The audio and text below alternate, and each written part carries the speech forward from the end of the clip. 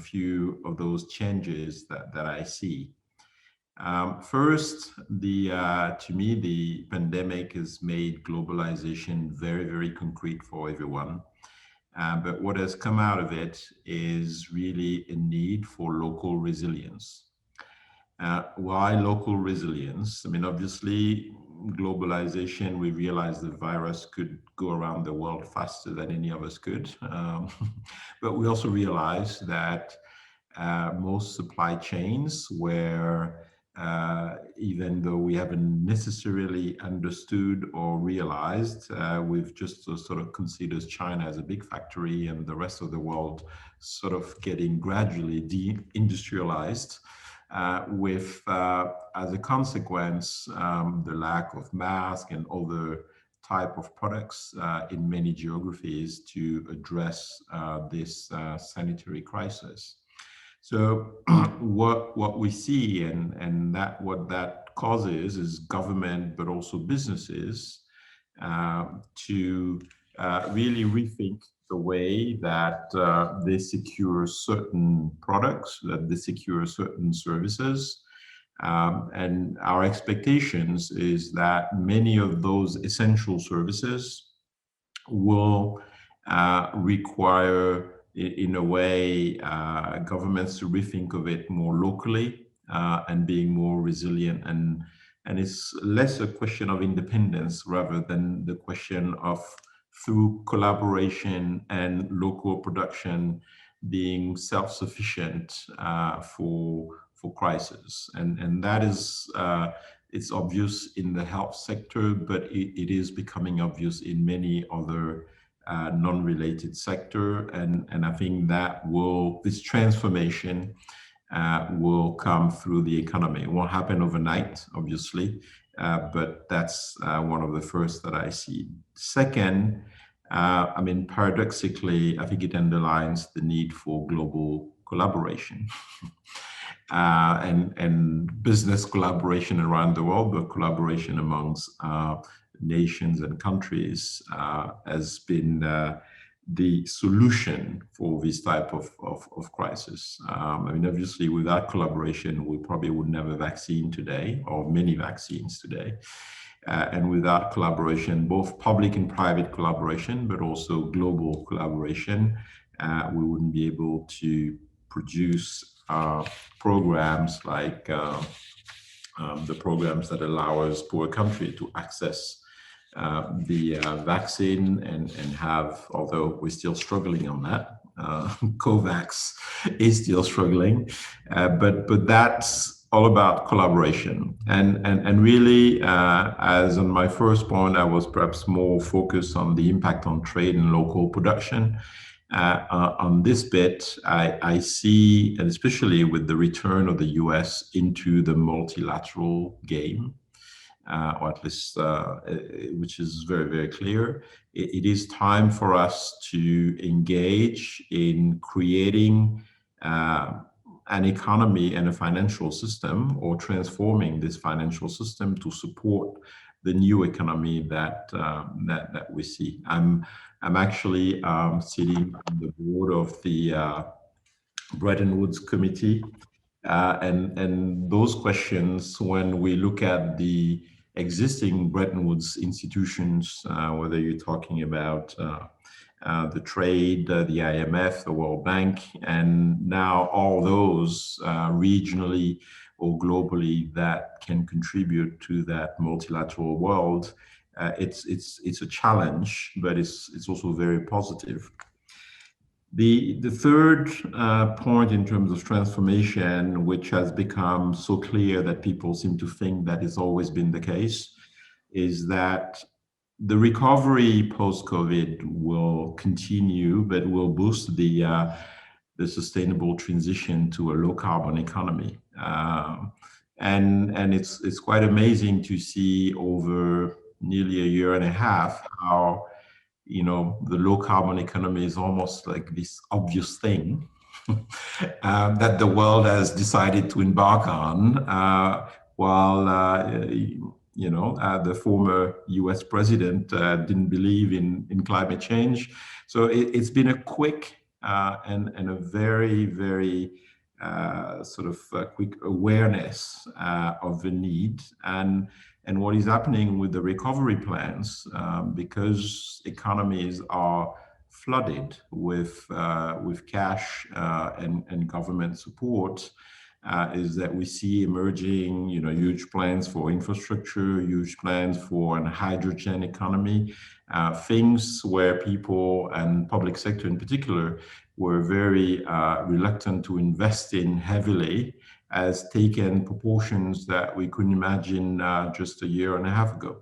So that sustainable transition will actually be very much accelerated, and I do see in there possibilities and opportunities for businesses. I mean, obviously in the research and development, in the tech, in the new sort of energy sources, but there is a transition and a green economy that will be emerging for this, and I see quite a lot of potential in it.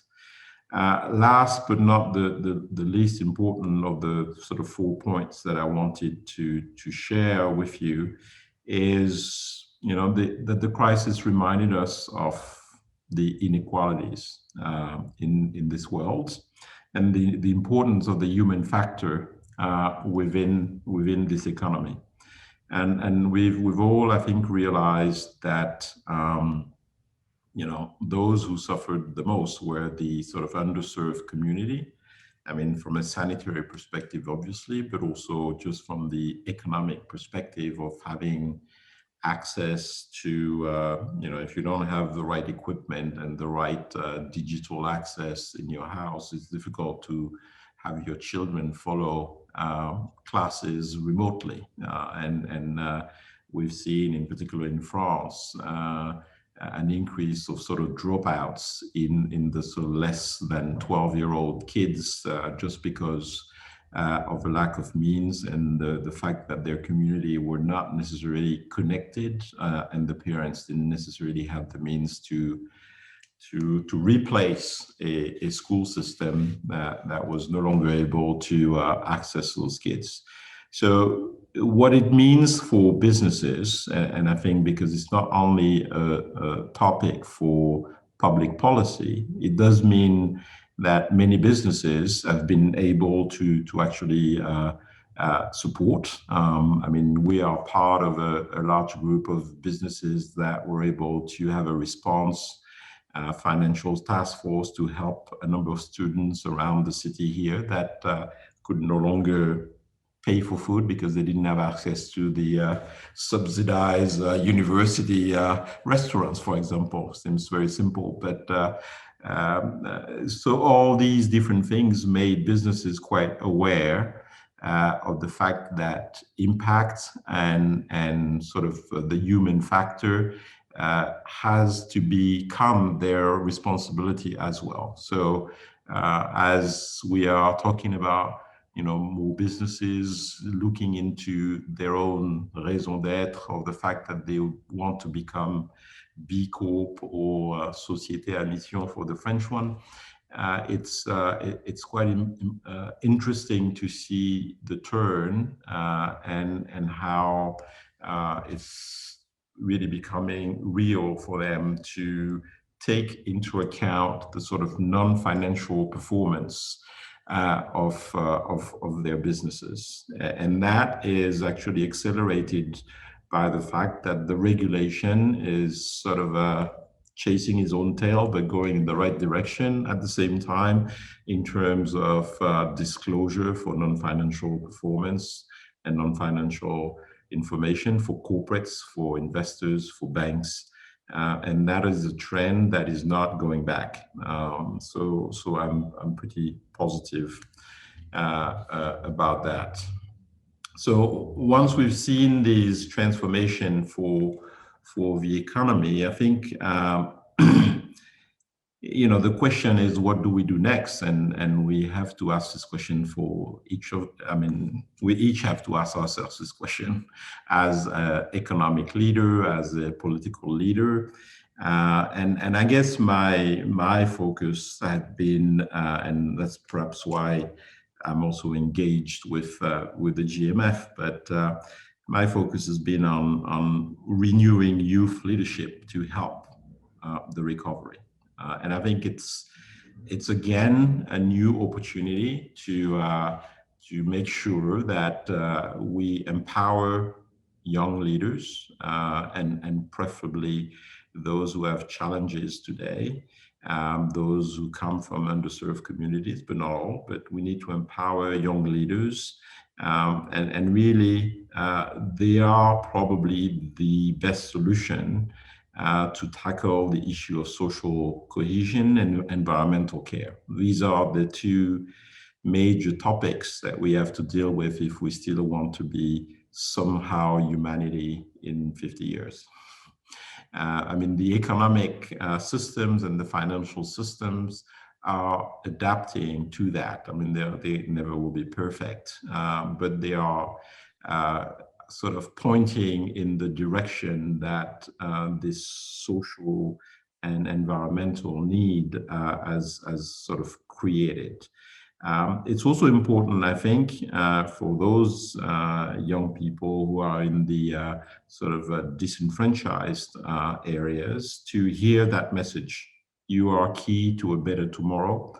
And I think that that's quite important, and that's probably more for political leaders to say it more often. But I think companies can also contribute much more in a very pragmatic and practical way to sending this message. And I can finally perhaps talk in this area of what we've done at Meridiam during this year of COVID, because that was quite important to us. I mean, it was our path, but the Archery Foundation, which is the foundation that we've created for Meridiam, has actually focused on really enhancing its own program. So we've now taken the time to build relationship with partners, to build, I mean, the funding, obviously, and a better structure for the foundation to address young things, to really be able to support young people from, okay, no, you shouldn't get insulted if you're not in that range, but it's between 15 and 35. But long support in a way that perhaps they can't find elsewhere. And the ambition has been to really create this archery, what we call the archery journey, which is a support program based on three commitments. One is financial assistance to actually help them realize their potential, and that financial assistance is a long-term one. So we are looking at 10-year support and tailored support for these young people. I mean, we're also looking at this long-term program as both a collective support, but also individualized program.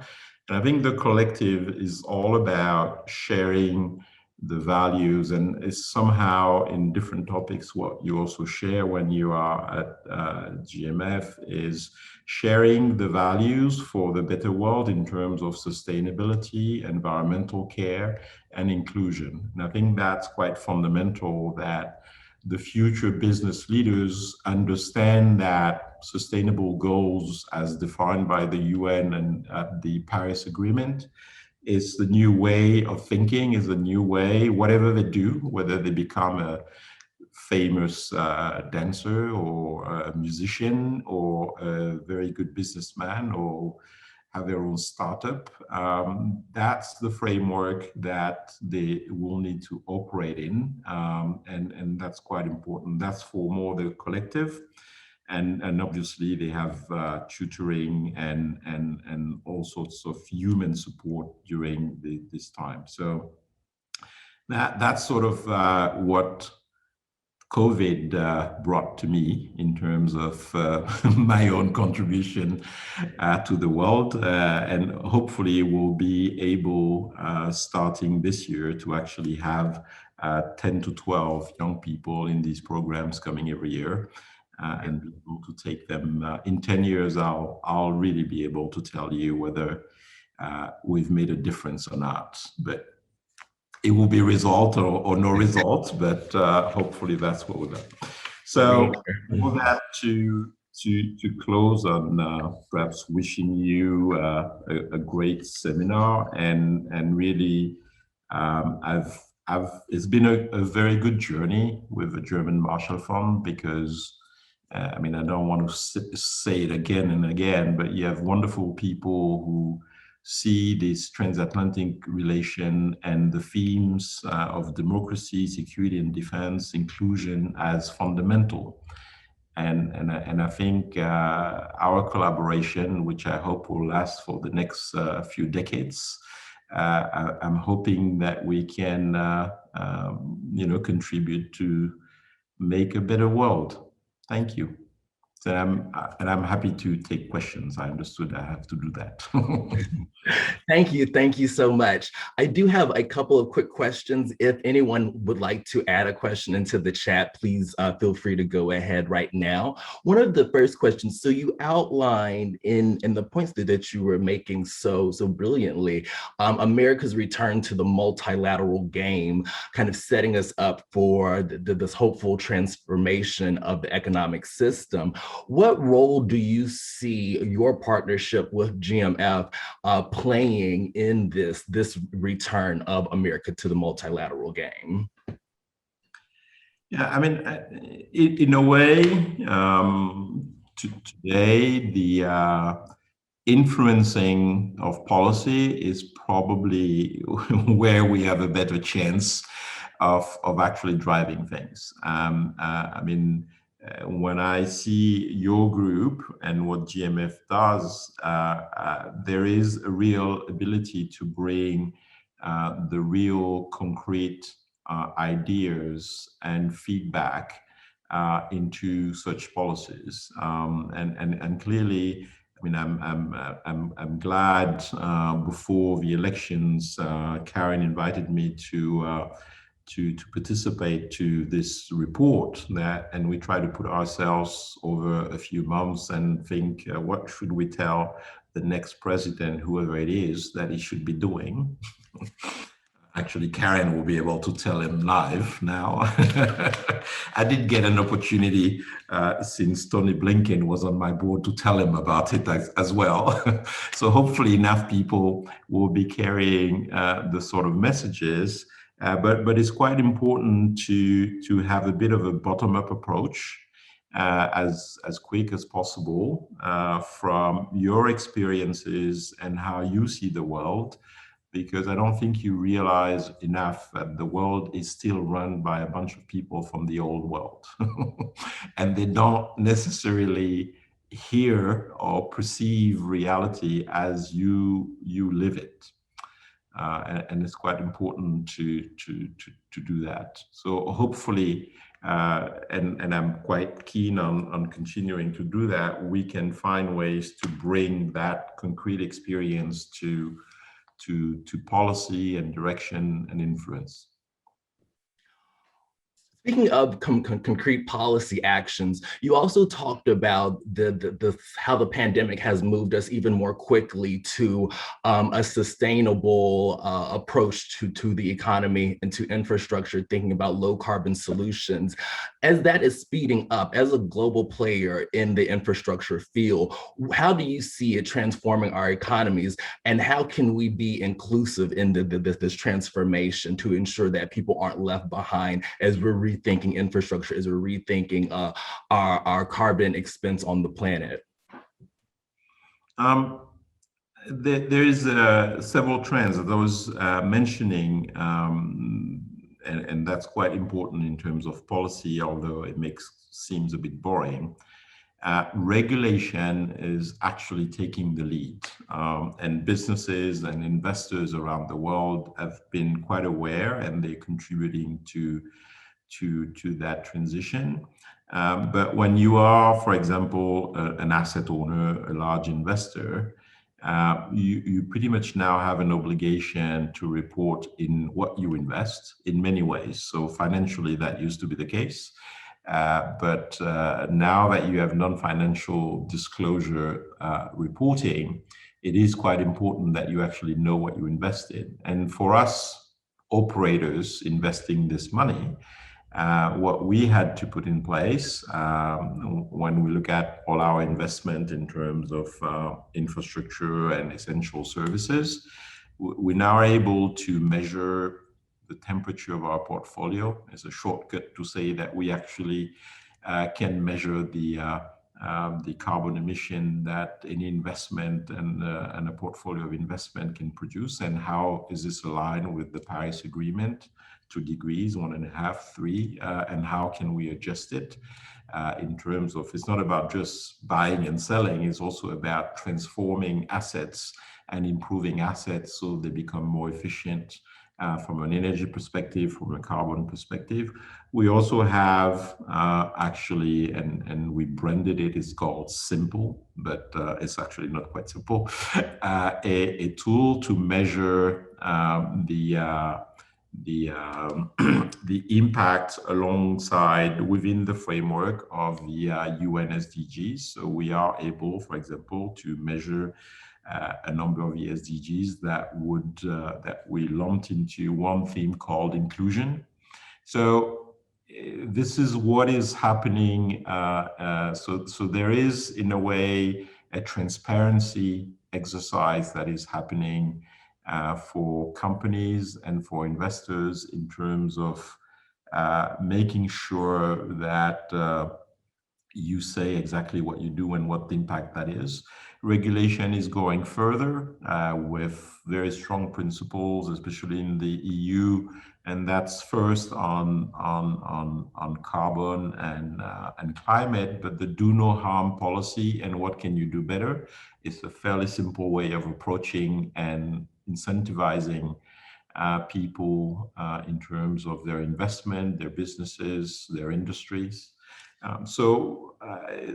In a way, all that to say, the framework is there because building a better world and contributing, you also need to be able to measure what you do and understand exactly what impact you have, because you can have a lot of good intention, but it may not translate in your action into the impact that you expect. So that is, and that requires quite a lot of data eventually to be crunched and understood. That will require some research as well to be able to create better benchmarks.